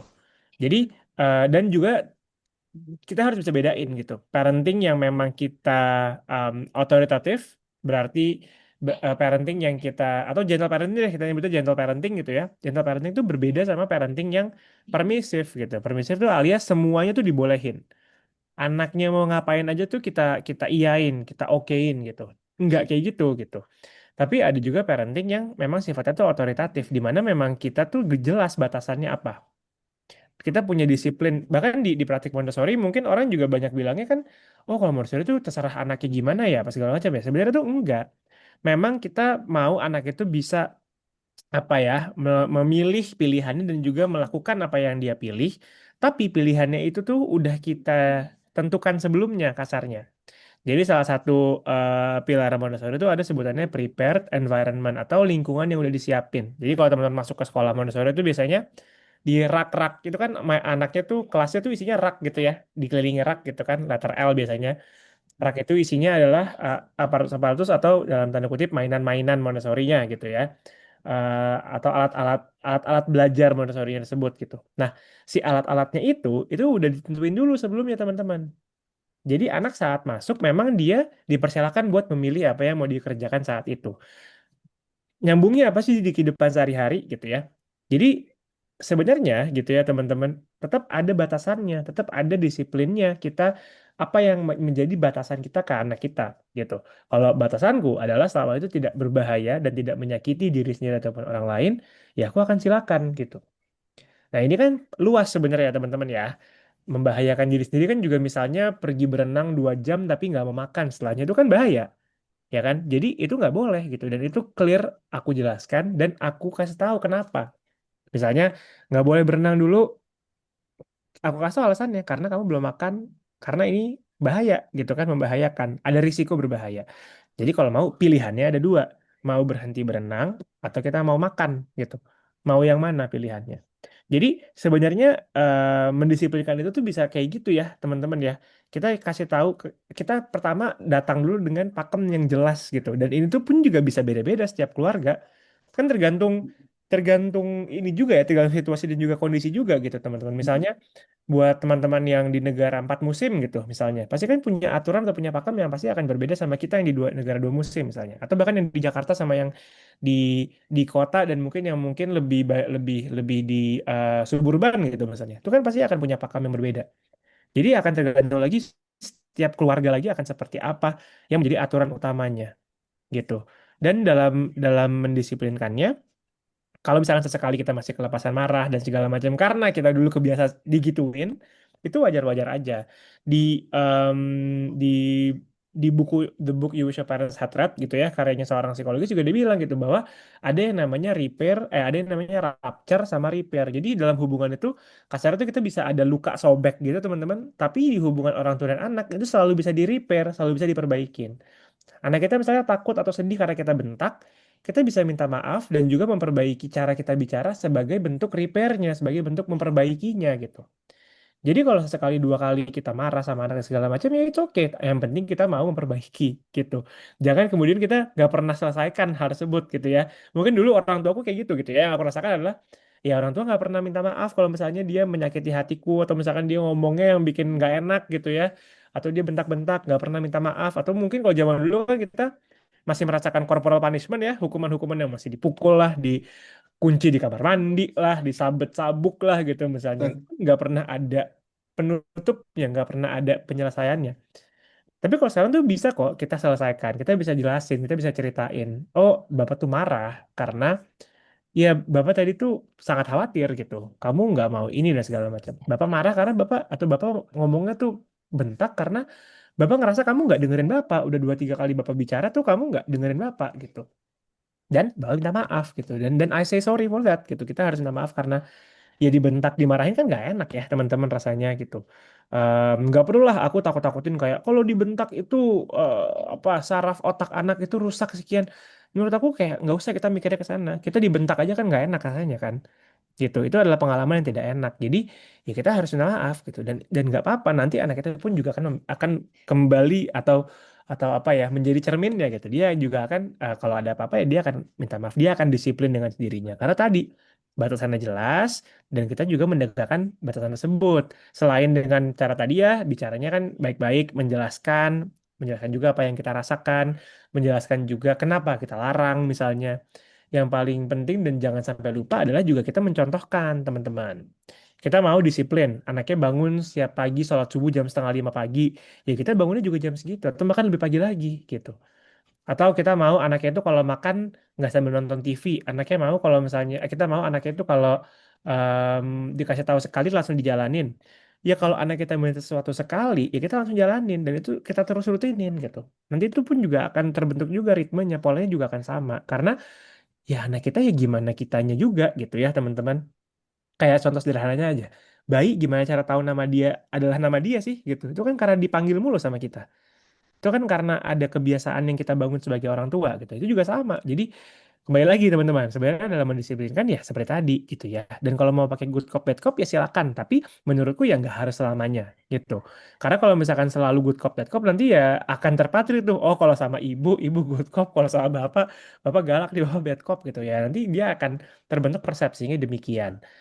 Tapi kalau mau sesekali dua kali terjadi ya nggak masalah sebagai bentuk strategi itu ya nggak apa-apa. Tapi tadi ya teman-teman yang menurutku juga harus jelas gitu apa yang menjadi pakemnya, cara komunikasinya juga nggak harus selamanya selalu soft spoken gitu. Tapi juga kalau bisa ya nggak selamanya kita cuma bisa marah-marah doang gitu. Dan kita juga harus bisa mencontohkan apa yang kita pengen anak kita itu bisa lakukan gitu. Tiga hal ini sebenarnya yang menurutku menjadi kuncinya. Apakah gampang? Enggak gitu. Aku pun juga masih suka kelepasan, masih suka malas gitu dan segala macam. Cuman menurutku kalau kita pegang tiga ini yang udah aku rasakan sih ya eh, ber- ada gitu ya, ada hasil yang memang ditunjukkan di anakku gitu. Gitu sih kalau aku sih menjaga tiga ini aja gitu. Ah, keren sekali Kak Reza. Nah, itu menjadi masalah banyak bapak-bapak ini ya, menjadi masalah banyak bapak bagaimana cara mendisiplinkan anak, tetapi kita juga nggak mau kelihatan galak gitu. Jadi begitu yang pertama harus jelas batasannya. Nah, aturan di dalam rumah tangga itu harus jelas lebih dulu sehingga kita kalau apa namanya ya mendisiplinkan anak itu tidak ngawur gitu ya, tidak ngawur. eh, jadi batasannya jelas. Yang kedua adalah cara komunikasinya. Cara komunikasinya tidak harus galak, tidak harus soft spoken terus juga itu juga mungkin variasi di antara eh, ketegasan itu juga penting bagi anak. Hmm. Ya memang kalau apa namanya? Kalau memang kita terlanjur mengatakan atau memberikan sesuatu yang galak yang melukai anak, itu akan ada apa namanya itu repairnya, ada Hmm. perbaikan. Jangan lupa itu juga penting bagi anak agar tidak meninggalkan luka bagi anak. Dengan kita minta maaf. Tapi memang kalau anak kecil itu sudah paham ya Kak Reza ya kita minta maaf gitu. Eh, pasti paham sih Mas, karena menurutku eh anak tuh pinter banget kok gitu. Even bayi ya, bayi tuh pinter banget untuk bisa nangkep emosi apa kan udah banyak ya kita juga lihat juga kayak misalnya even di dalam kandungan aja tuh situasi emosi psikologis ibunya tuh berpengaruh gitu kan ke bayi gitu, ke janinnya gitu. Nah, anak dari bayi itu juga mereka tuh menurutku ya mereka tuh tahu gitu orang yang misalnya marah atau orang yang mungkin rasanya perasaannya nggak enak kalau gendong anak kita juga kadang suka kebawa rewel Iya. kan dia gitu. Betul, Nah, jadi betul, betul, sebenarnya betul. anak tuh sepintar itu gitu teman-teman. Dan sebisa mungkin kalau misalnya kita biasakan minta maaf dan segala macam, ya kita nggak perlu nyuruh dia minta maaf kalau dia pernah berbuat salah sebenarnya nanti. Ya, yang perlu kita ingatkan lah. Tapi kita nggak perlu maksa untuk minta maaf karena dia sudah terbiasa gitu untuk minta maaf gitu. Dan dia biasa aja sebenarnya teman-teman ya. Mungkin Ya. kalau kalau anak-anak kan menurutku gini, kalau kita kan sebagai kita orang dewasa mungkin kita banyak Hmm. gengsinya, minta maaf gitu-gitu ya. Hmm. Tapi kalau buat anak-anak harusnya buat mereka sih nggak ada barrier seperti itu gitu. Jadi dia dibiasakan aja sih menurutku ya. Dan minta maaf ke anak juga nggak malu kan kitanya. Maksudnya Nggak kalau masih mau. bayi gitu kan, masih kecil, masih balita, masih toddler gitu kan, masih masih lucu gitu mereka masih gemes gitu. Kalau udah pernah remaja udah remaja mungkin lebih kompleks kali ya permasalahannya. Terus juga mungkin permasalahan egonya juga akan lebih kompleks juga gitu. Mungkin jadi susah. Tapi kalau buat anak-anak sih menurutku ya mereka tuh ngerti kok gitu. Mereka tuh sepintar itu gitu. Em, Makanya di Montessori tuh Maria Montessori tuh bilang gitu kayak anak-anak tuh bukan anak-anak, bukan apa ya, bukan bukan bukan bayi yang nggak, bukan apa, bukan makhluk yang nggak tahu apa-apa gitu. Salah satu pilarnya atau salah satu eh, eh, pakemnya Montessori itu ada yang namanya respect for the child, Mas. Jadi di Montessori itu kita diajak untuk menghormati anak gitu. Karena yang kita nggak tahu atau yang mungkin selama ini persepsi kita anak itu nggak tahu apa-apa, padahal sebenarnya anak itu tuh menyerap semuanya gitu. Apa yang kita lakukan, apa yang kita omongin, apa yang kita contohkan, dia tuh mengerti gitu loh. Makanya salah satu yang dituntut buat buat praktisi Montessori itu adalah untuk bisa menghormati anak itu sendiri, meskipun tetap masih harus dalam batasan rasa aman yang udah kita tentukan juga gitu. Jadi anak tuh sepintar itulah menurut aku, yang aku percayai dan juga mungkin apa yang selama ini aku pelajari ya. Iya, betul. Betul, Kak Riza. Jadi jangan meragukan kepintarannya anak-anak ya. Mungkin Betul. kalau kita mengucapkan minta maaf ke anak gitu ya, mungkin kalaupun secara verbal anak itu belum paham itu kata-kata apa, tapi mungkin dia memang mengerti, dia dengan kecerdasannya sendiri dia bisa menangkap energi dan apa namanya ya maksud kita Hmm. begitu. Nah, itu kemudian yang terakhir jangan lupa teman-teman untuk mendisiplinkan anak adalah dengan memberikan contoh yang baik. Nah, itu saya pikir adalah syarat mutlak bagi anak. Jangan dipikir, eh ya itu tadi, bahwa anak-anak itu memang pintar. Jangan dipikir ketika kita melakukan sesuatu yang bertentangan dengan batasan, anak nggak tahu, nggak paham. Itu sebenarnya anak itu mencontoh. Jadi, itu adalah sebuah syarat mutlak untuk kita mendisiplinkan anak, yaitu dengan memberikan contoh atau teladan. Hmm. Nah, baik, Kak Reza ini sepertinya ada yang raise hand. Boleh Kak Rizi Gustiman, Korimi, saya undang untuk eh, open mic. Ya, terima kasih Kak Reza dan Mas Rinci kesempatannya. Eh, Materinya sangat keren sekali, sangat bermanfaat bagi saya seorang bapak baru yang baru punya anak ini. Nah, yang mau saya tanyakan, kasusnya Mas Reza ini kan sama kayak saya, di mana bapaknya bekerja dan ibunya juga bekerja. Nah, saya sempat bingung ketika si kedua orang tua ini bekerja, apa yang perlu dilakukan si anak ini untuk menunggu si ortunya itu pulang. Nah, kebetulan saya masih khawatir untuk menitipkan anak saya ke daycare atau merekrut babysitter itu. Karena usianya masih 2 tahun dan kita tahu banyak berita-berita yang negatif tentang daycare gitu. Terima kasih, begitu saja. Terima kasih Kak Rizi pertanyaannya. Itu mewakili banyak bapak-bapak Kak Rizi sebenarnya. Kita tuh mau Ya. bekerja tetapi dilema dengan bagaimana pengasuhan terhadap anak. Memang kalau nggak kita pegang sendiri itu kayak kurang kurang ngeh gitu ya, Kak Rizi. Boleh ini ditanggapi Kak Reza, bagaimana ketika kita terpaksa tidak bisa hadir bersama anak, bagaimana ini sebaiknya Kak Riza? Sebenarnya ini akan tergantung lagi ya dari rumah masing-masing dan juga dari support system yang ada gitu. Karena kan ini kan beda-beda ya, Mas Rizky ya sama Mas Rinci. Jadi kalau mungkin sepengalaman aku di usia anak aku 2,5 tahun itu kan istriku mulai sekolah di luar kota, aku udah mulai harus kembali kerja ke kantor. Tadi itu sempat ada momen kan kita WFH ya teman-teman ya.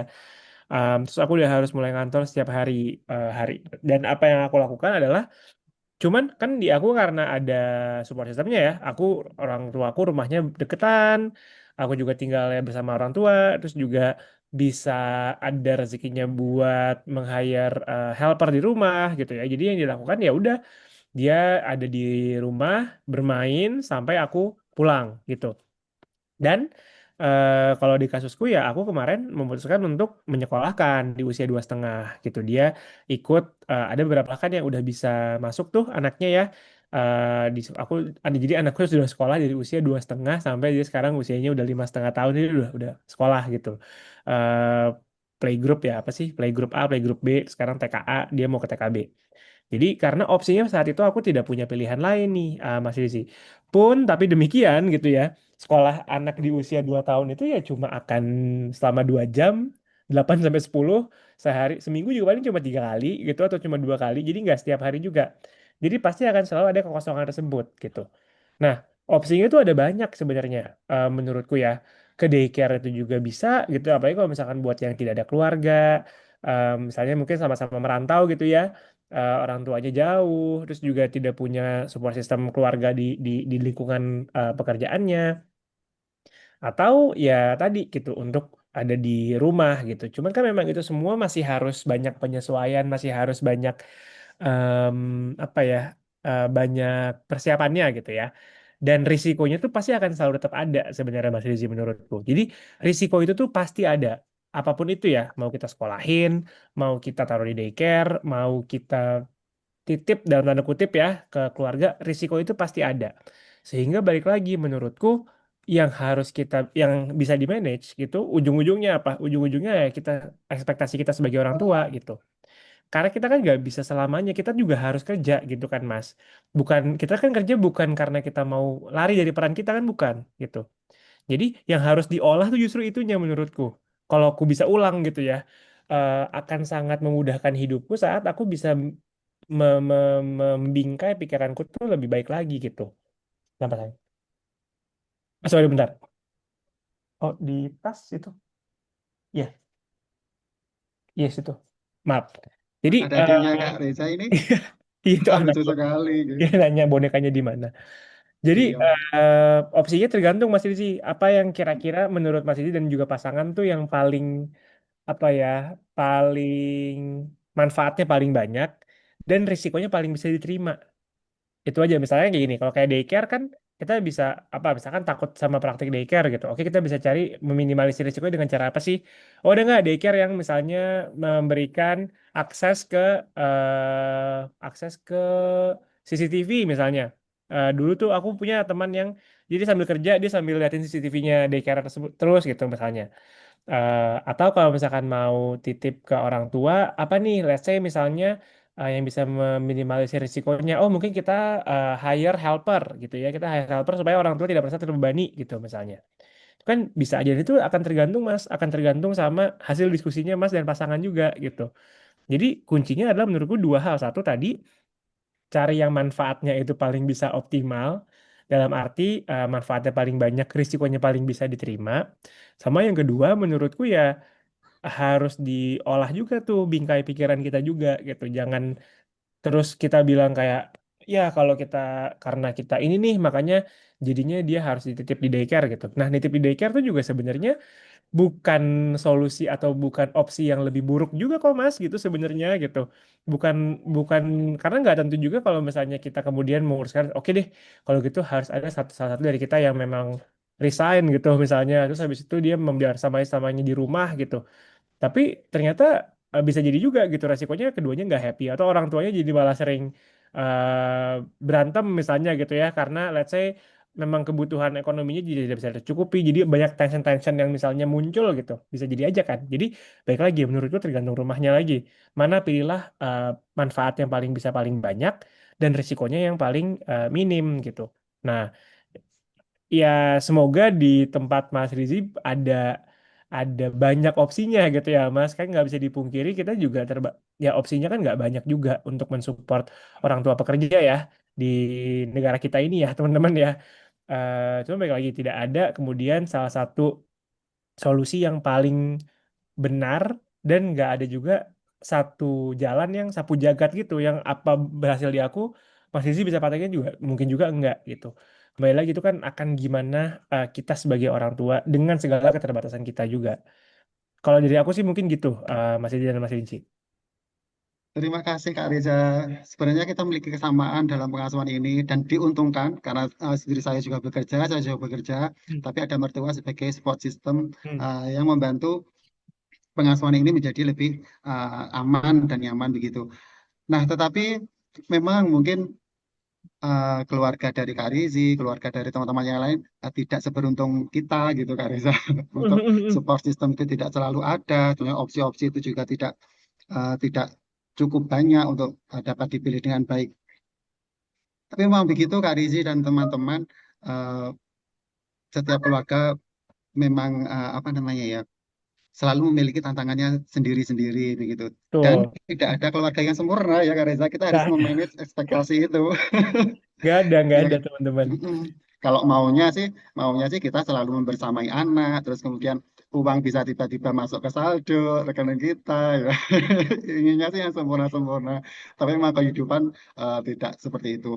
Jadi kita memang harus eh, membuat pilihan-pilihan di antara keterbatasan kita, mana pilihan yang paling bermanfaat untuk kita ambil eh, demi kebaikan keluarga kita seperti itu. Dan Betul. yang terpenting eh, memanage ekspektasi. Itu yang juga perlu PR. Berbicara tentang memanage ekspektasi, Kak Reza, ada pertanyaan juga hmm, dari salah satu di kolom komentar. Izin tanya Kak, bagaimana tips simple jadi suami atau ayah yang peka?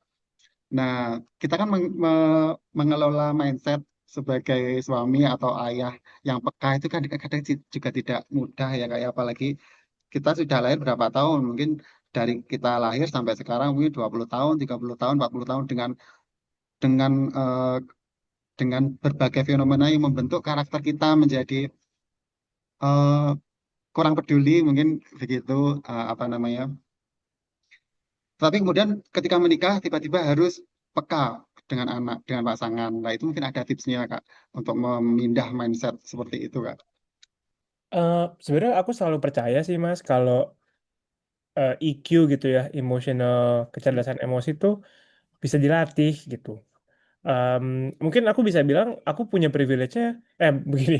Mungkin karena tadi ya teman-teman kan udah dengar cerita aku juga kayak aku dekat sama ibu, terus kemudian ibuku sakit, terus aku kemudian dari kecil sampai gede itu harus dalam tanda kutip mungkin hidup sendiri kali ya. Bernavigasi dalam kehidupan ini sendiri gitu. Jadinya aku belajar banyak gitu, belajar banyak mengelola emosi dan juga belajar banyak surviving gitu. Sehingga aku cukup peka gitu teman-teman sama keadaan sekitar, sama kondisi kondisi sekitar khususnya ya, tapi tidak terlalu peka sama kondisi diriku sendiri gitu. Nah, itu kan juga dewasa ini aku jadi belajar untuk lebih bisa empati sama diri sendiri bahkan bukan sama orang lain. Nah, dari situ kan berarti apa? Menurutku yang namanya kepekaan, yang namanya empati itu tuh bisa dipelajarin gitu. Itu tuh bisa banget kita untuk secara sadar melatih diri kita gitu untuk lebih berempati sama orang lain ataupun sama diri kita sendiri gitu teman-teman. Jadi kalau misalkan emang kita pengen jadi orang yang lebih peka gitu, mulailah kita melatih diri kita gitu. Dari mana sih gitu? Ya kalau mau baca banyak gitu ya, tapi yang paling gampang adalah setiap kita melakukan sesuatu atau sesudahnya aja gitu. Kemudian kita juga bisa mikirin aja sih teman-teman kayak apa yang dirasain ya gitu. Itu kan yang aku latih ke anakku ya. Jadi kalau misalnya dia habis beres mengerjakan sesuatu atau dia habis mengalami suatu kesulitan gitu, aku tidak akan menanya kayak atau aku nggak akan bilang kayak ih bagus ya gitu atau kamu suka nggak gitu kan. Tapi aku akan tanya apa yang kamu rasain gitu. Jadi kalau misalnya dia bikin gambar atau dia bikin sesuatu, aku akan nanya, oh how do you feel gitu. kamu ngerasa apa? Dia bisa main game terus dia berhasil gitu ya. Gimana tadi rasanya gitu? Atau dia gagal? Apa yang kamu rasain gitu? Atau bisa aku marahin nih, gitu. Misalnya aku bisa marah sama dia, beres marah, udah minta maaf segala macam, aku akan tanya gitu, kamu sekarang ngerasainnya apa? Gitu. Ya tujuannya untuk tadi sebenarnya teman-teman, untuk kita melatih kayak, oh ini ya rasanya tuh ini gitu. Karena kadang itu kita nggak peka karena kitanya juga nggak peka sama diri kita sendiri gitu.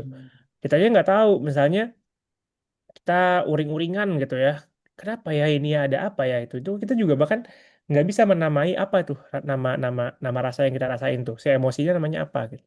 Jadi mulai dari sana dulu gitu.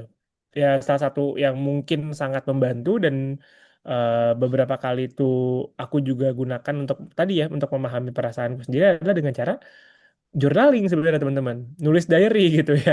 Jadi itu yang aku lakukan dulu gitu ya sampai sekarang gitu. Jadi di hari itu apa yang kurasakan, apa yang kulalui. Jadi misalnya hari ini aku ada apa yang kurasakan terhadap peristiwa tersebut, aku tulis aja. Gitu.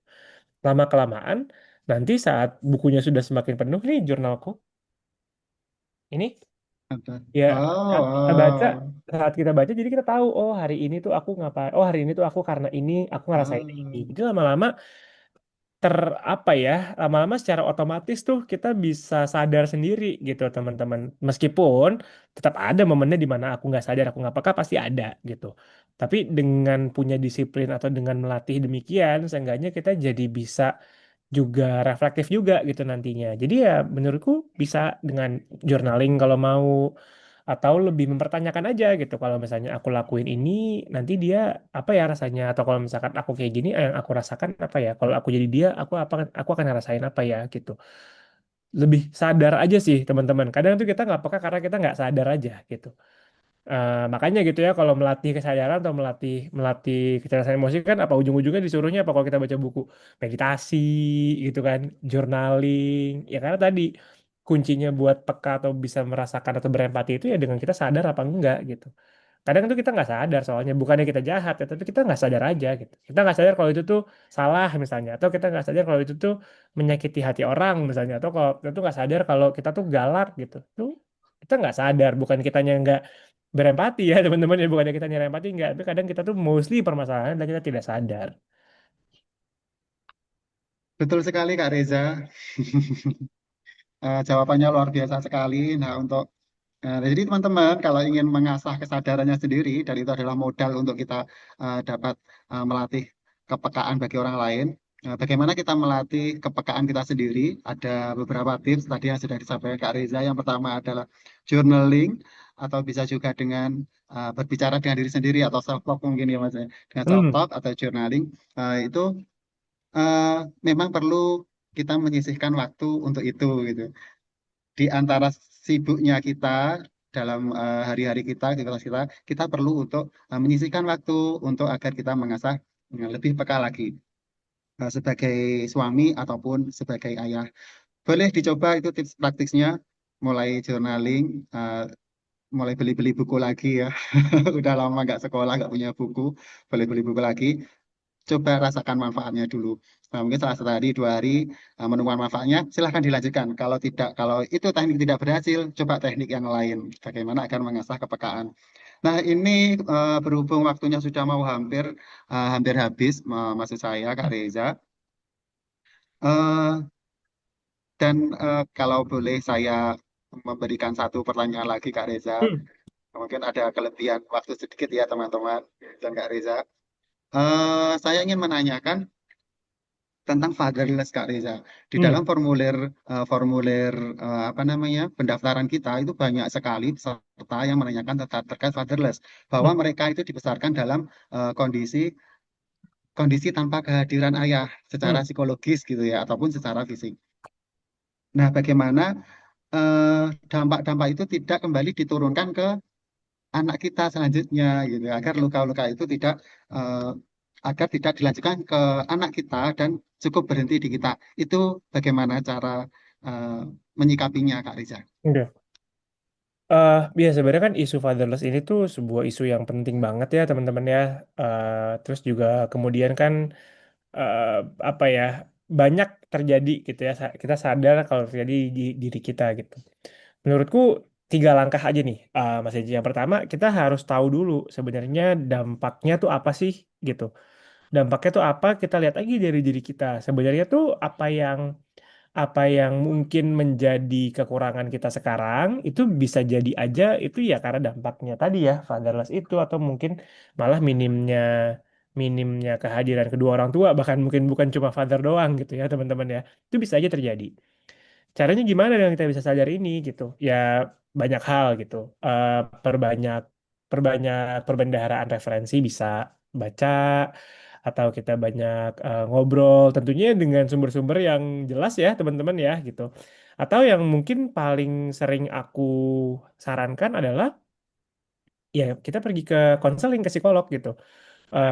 Itu ini kok nggak tidak semenakutkan ataupun tidak kemudian kita meromantisasi mental health issue, kok enggak gitu sebenarnya. Kita cuma mau check up aja sama diri kita sebenarnya apa yang terjadi gitu. Karena tadi yang aku bilang, selain kemampuan mengolah emosi, kemampuan menjadi orang tua atau parenting itu kan sebuah skill juga, itu keahlian yang bisa dilatih.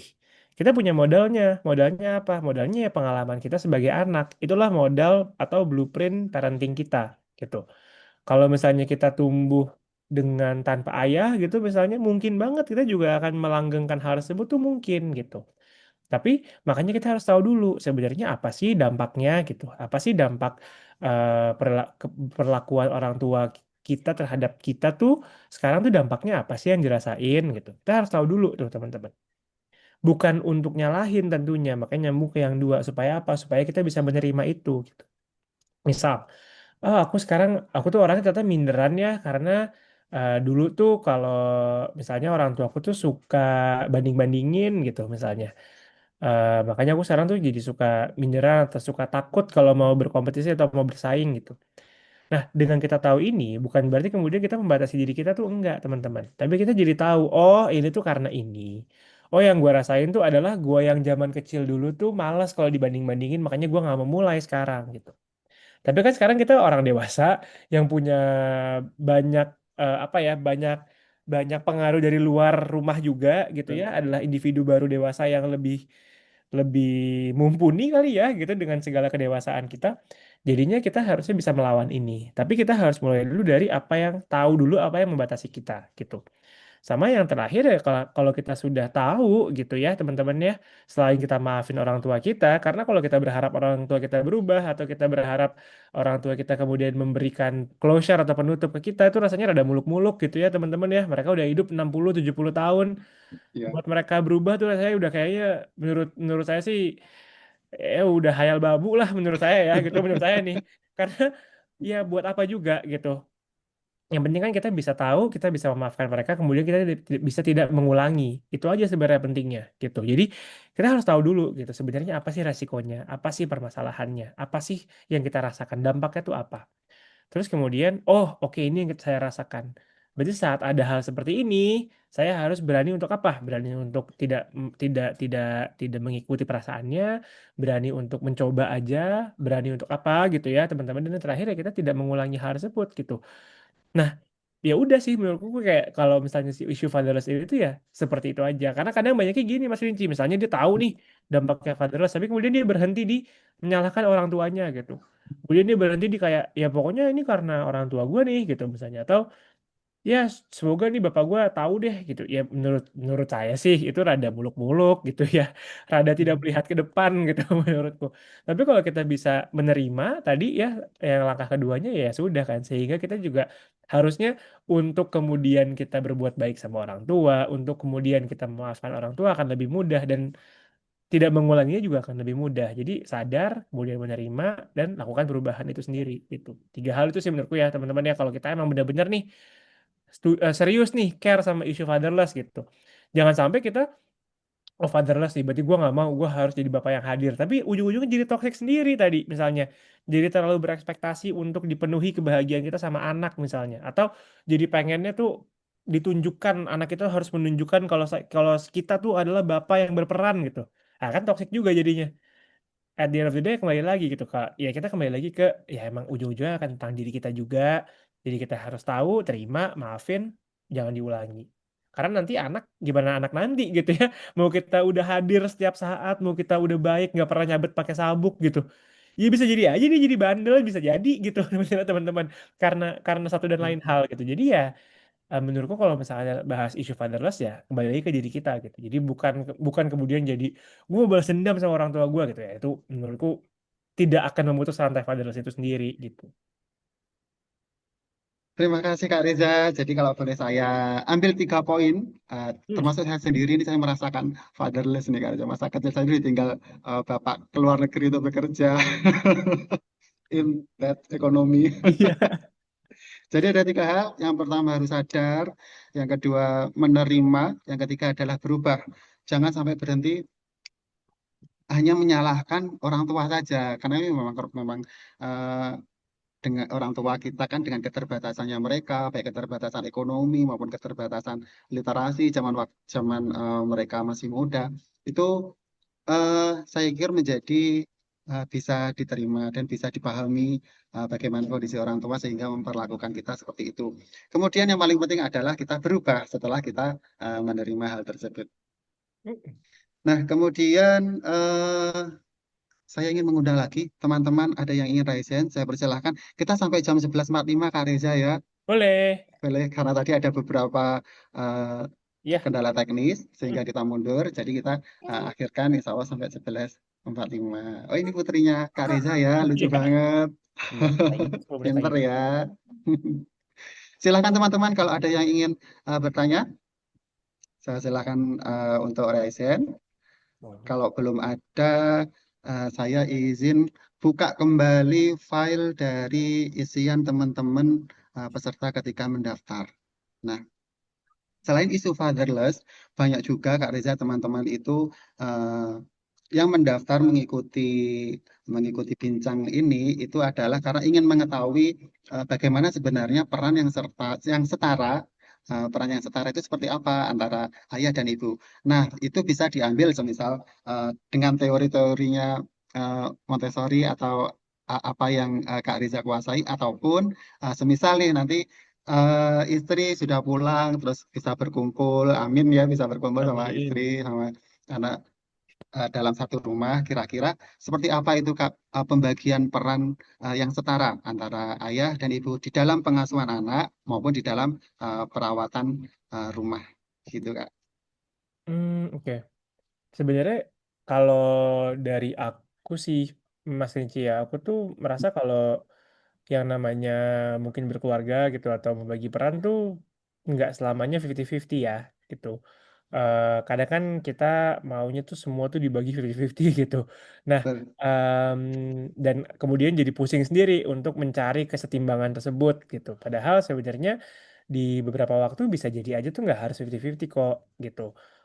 Kadang bisa tadi 70-30, kadang bisa 40-60 tergantung gimana kondisi masing-masing gitu. Makanya menurutku ya dalam kita membagi peran tuh penting banget buat kita tuh kompak sama pasangan gitu. Karena yang namanya anak itu kan akan tanggung jawab kita gitu dan memang anak itu sebenarnya meskipun dibebaskan atau misalnya let's say di empower gitu ya diberikan kekuatan untuk bisa berdaya gitu ya di dalam lingkungan berbasis Montessori gitu tetap aja anak itu kan tetap harus dalam lindungan orang tua harus dalam arahannya orang tua gitu ya jadi kembali lagi menurutku pembagian peran yang paling optimal adalah pembagian peran yang dirasa adil sama kedua belah pihak pasangan gitu bisa itu apapun ya misal contohnya nih teman-teman aku tuh bukannya aku nggak mau belajar tapi aku tuh nggak mau ngelipat baju kenapa karena kalau udah aku lipat menurut istriku belum rapi gitu jadi kayak ya udah kalau gitu kamu aja yang ngelipat aku aja yang masuk ngeluarin ke mesin cuci misalnya atau aku tuh nggak mau nyapu kenapa nggak mau nyapu karena menurut istriku belum bersih bersih jadi kalau gitu aku yang ngepel aja gitu jadi menurutku pembagian peran itu ya gimana masing-masing saling enak saling efektif efisiennya gitu. Misalnya kayak dulu sebelum kita LDM tuh kan kita tinggal bareng Mas bertiga gitu. Hmm. Pembagian kerjaan di rumah yang masak tuh aku gitu. Kenapa? Karena emang perbendaraan masak yang lebih banyak ada di aku dibandingin istri aku. Jadi istri aku lebih mereka dia tugasnya adalah masak beras karena kalau aku yang masak beras menurut dia masak nasi em, terlalu berair dia lebih Kering suka yang berair. ini cara dia dan aku nggak punya permasalahan mau beras itu perak, mau beras itu apa, mau nasi itu perak atau apa, aku nggak punya permasalahan. Jadi ya udah silakan kamu yang masak nasi, aku yang masak, kemudian nanti istriku yang cuci piring gitu misalnya.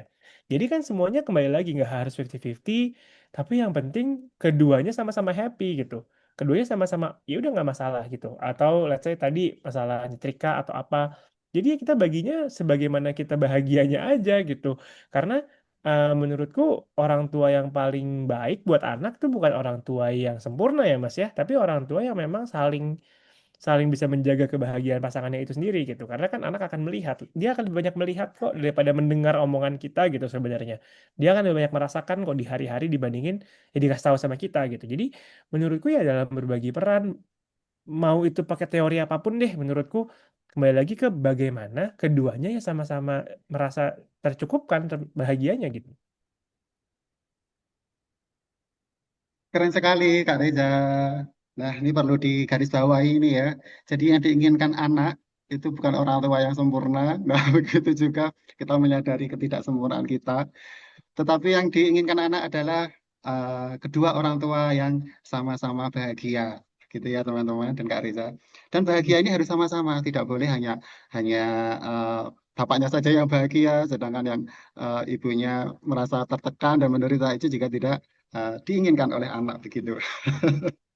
Dan pembagian peran itu tidak harus 50-50, tetapi sesuai kompetensi saja. Kalau memang eh, dia pandai memasak, ya memasak aja. Kalau dia pandai melipat baju, ya melipat baju aja. Tidak perlu pembagian itu harus kaku antara 50 dan 50. Mm-mm. Eh, tapi memang yang susahnya itu dihitung ya Kak, apa namanya? Untuk apa namanya antara pasangan antara suami dan istri, kemudian untuk berdiskusi untuk mencapai titik temu, nah itu adalah PR yang besar di masing-masing Benar. keluarga. Kak Riza pun saya pikir juga tidak bisa masuk terlalu dalam, terlalu kompleks di masing-masing pasangan eh, untuk menyampaikan nah, keluarga ini yang setara itu seperti ini.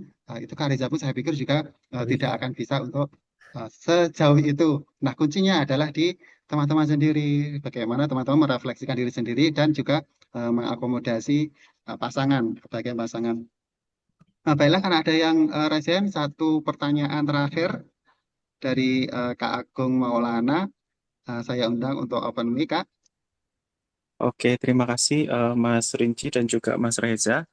Izin untuk tidak bisa menyalakan kamera. Siap, Eh, Kak. aku mau menanyakan, ini aku sama istri gitu ya, akan merencanakan punya anak gitu ya.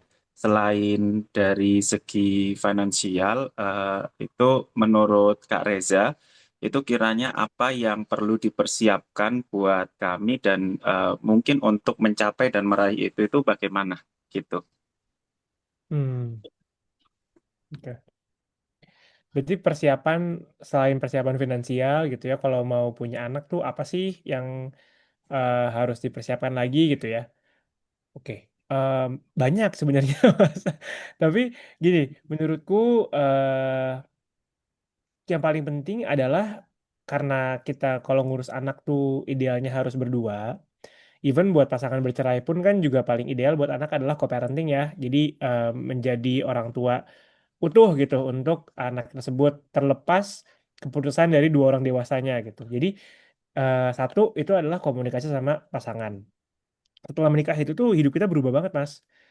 Cara pandang hidup sorry setelah punya anak hidup kita tuh berubah banget. Cara pandang kita apa yang penting apa yang nggak penting itu tuh akan berubah dengan sendirinya gitu.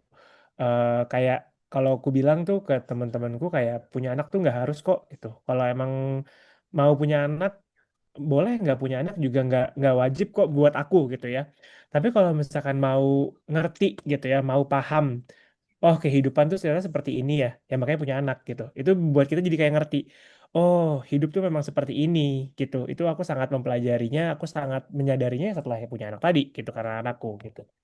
Nah, makanya dalam dalam bernavigasi yang paling penting itu adalah bagaimana bisa berkomunikasi sama pasangan Mas Agung. Aku tuh sama istriku udah kenal atau udah pacaran tuh mungkin 7 tahun, 7 tahunan, nikah, terus kemudian kita sekarang punya anak umur 5 jalan 6 tahun gitu. Tapi ternyata aku harus mengubah lagi cara berkomunikasiku dengan pasangan setelah punya anak gitu. Karena itu akan jadi dinamika yang sangat berbeda dan harus dan buat aku ya, buat aku tuh harus banget kita punya permasalahan, bukan, kita membahas permasalahan hubungan ataupun juga tumbuh kembang anak itu ya sama pasangan gitu, bukan sama orang lain gitu ya teman-teman ya, tapi sama pasangan terlebih dahulu. Jadi cara kita komunikasi gitu, kayak gimana sih contohnya? Misalnya em, punya aku tuh sampai sekarang belum mau punya anak lagi. Istriku sih sudah mau, tapi aku belum mau. Kenapa? Karena buat aku punya newborn tuh fase yang sangat melelahkan. Jam tidur kita berantakan. Besoknya kita berangkat kerja. Terus habis itu em, banyak deh masalahnya gitu ya. Lebih rentan kena penyakit dan segala macam kan kalau buat newborn nih gitu ya teman-teman ya. Em, itu tuh pressure-nya tinggi sekali gitu kan. Em, nah, itu tuh harus bisa dikomunikasikan, jangan cuma dipendem aja. Karena kalau enggak nanti ya kita bawaannya jadi nggak mau pulang bisa, kita jadi nggak semangat kerja juga bisa, kita jadi marah-marah sama istri juga bisa gitu. Kita jadi mungkin memarah-marah sama anak juga bisa gitu misalnya ya.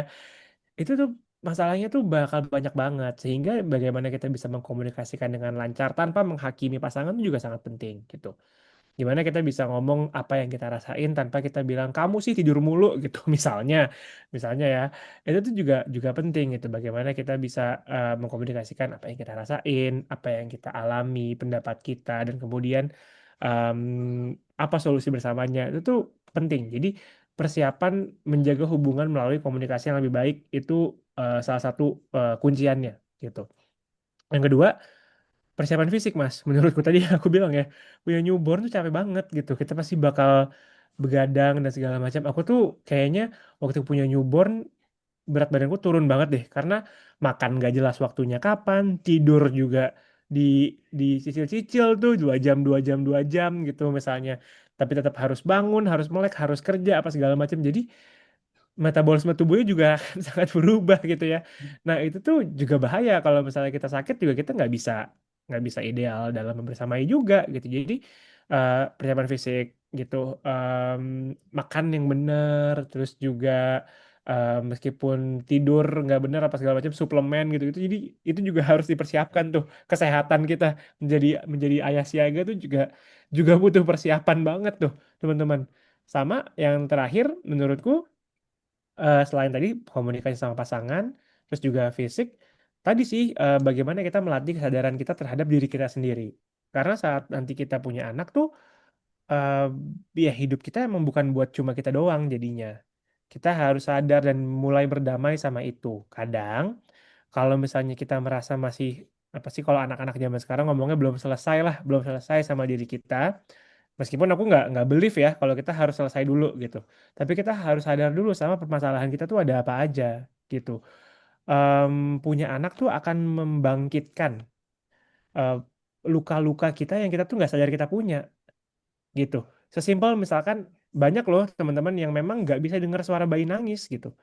Kenapa? Karena itu mengingatkan dia sama misalnya dulu kalau dia nangis suka dimarahin, dibentak-bentak misalkan, atau dia ingetin dia sama sama ya luka-luka dia zaman dulu gitu. Jadi kita harus aware dulu sama itu juga teman-teman. Jadi selain persiapan tadi komunikasi nomor satu yang paling penting. Karena mau nggak mau tetap harus jalan gitu. Nggak gimana dong gitu kan. Jadi satu harus bisa menyelesaikan berdua komunikasi yang baik. Yang kedua persiapan fisik. Menurut aku ini satu hal yang pasti akan aku rubah banget deh kalau misalnya aku bisa ngomong ke aku 5 tahun yang lalu gitu, untuk mempersiapkan fisik, olahraga yang lebih rutin, makan yang lebih benar, suplemen juga kalau bisa nggak usah denial gitu nggak usah sok-sok kuat, nggak usah pakai suplemen gitu misalnya ya.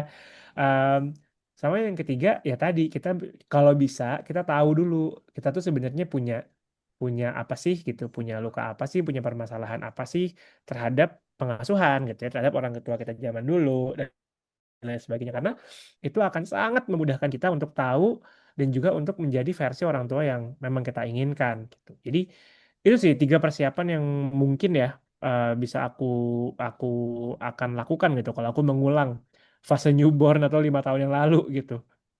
Gitu Mas Rinci kalau aku. Terima kasih Kak Reza.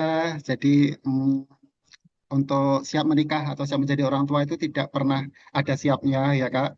Ya Jadi betul. asal yang pertama finansial, kemudian menyiapkan fisik, menyiapkan komunikasi yang baik, kemudian menyadari luka yang kita bawa. Dan itu pun tidak harus selesai. Kita bisa tetap menikah, tetap punya orang tua, tetap tetap punya anak, dengan terus belajar, dengan terus menyembuhkan diri sendiri. Nah, kita memiliki waktu sepanjang hidup nih untuk terus belajar. Jadi jangan menunggu siap untuk mengambil momen-momen penting dalam hidup teman-teman.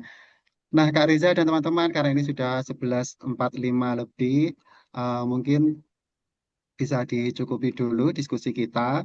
Nah, jangan lupa teman-teman untuk mengisi refleksi. Nah, itu juga penting selain bagi kami juga bagi teman-teman sendiri. Seperti yang dikatakan tadi oleh Kak Reza, self-talk dan journaling itu adalah salah satu teknik untuk kita lebih peka dalam hal kesetaraan gender ini.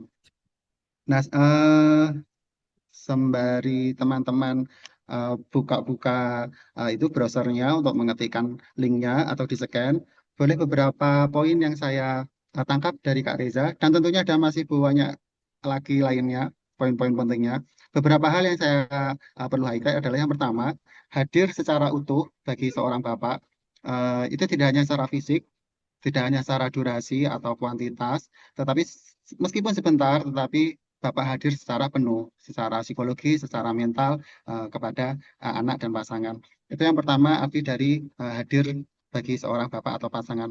Yang kedua adalah kita juga perlu untuk menjaga kesehatan diri kita sendiri, baik fisik maupun mental.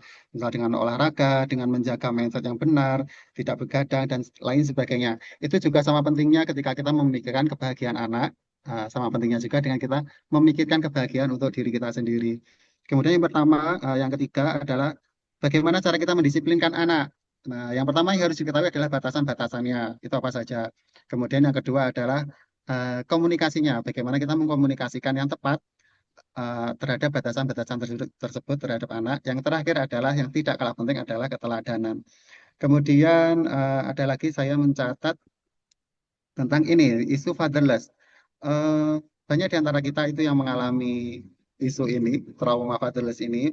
Dan 3 langkah yang disampaikan oleh Kak Reza adalah yang pertama, menyadarinya, kemudian ketiga, menerimanya, dan tidak berhenti di situ. Tahap ketiga yang paling penting adalah merubah dari trauma tersebut. Kemudian yang terakhir catatan saya adalah pembagian peran antara laki-laki dan perempuan di dalam rumah tangga yang setara itu adalah tidak kaku 50-50 seperti itu, tetapi sangat bergantung dari bagaimana diskusi antara laki-laki dan perempuan, sehingga bagi laki-laki maupun perempuan itu merasa adil di dalam hubungan keluarga tersebut. Itu adalah definisi dari kesetaraan di dalam pembagian peran di dalam rumah tangga begitu. Mungkin bisa saya cukupi seperti ini dulu, Kak Reza. Terima kasih banyak atas kehadirannya. Kak Reza, banyak sekali manfaat yang bisa diberikan. Kemudian kepada teman-teman juga jangan khawatir, mungkin ada pertanyaan-pertanyaan yang belum terjawab di sini bisa dilanjutkan mungkin menjadi inspirasi kontennya Kak Reza ke depannya.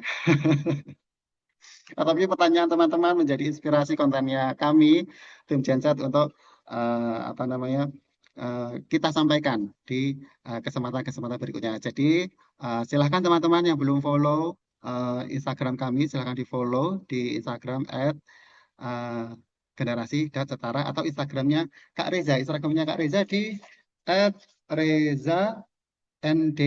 Begitu ya Kak?